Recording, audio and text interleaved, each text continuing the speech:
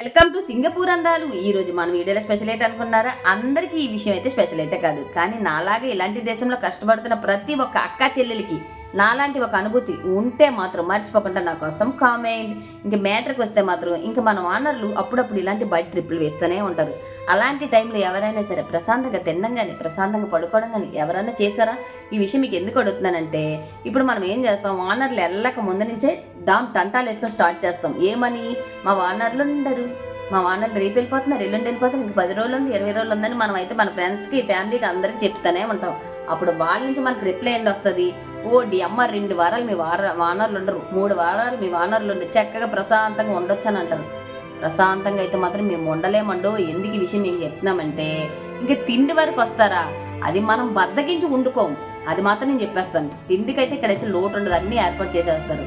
కానీ నిద్ర వరకు వస్తే మాత్రం మనం ప్రశాంతంగా పడుకోలేం. ఎందుకు అనుకుంటున్నారో, వాళ్ళు మనకి ఇంటి లంకంత పని అప్పచెప్పి గోడకున్న మచ్చల కానించి డోరుకున్న పుచ్చుల వరకు మనకు అన్ని నీట్గా చేసి ఉంచమని చెప్తారు. ఇంకా వాళ్ళు వచ్చినప్పటికి ఆ పని చేయగలమా లేమా, అప్పటికి ఇంత లంకని పిల్లలు మనం చేయగలమా లేదని ఒక టెన్షన్ వల్ల మనకైతే నిద్ర ఉండదు. అవునా కదా అక్క చెల్లెళ్ళు? అవునైతే మాత్రం మర్చిపోకుండా నా వీడియో మీకు నచ్చినా చెప్పినాను. Like and share and subscribe.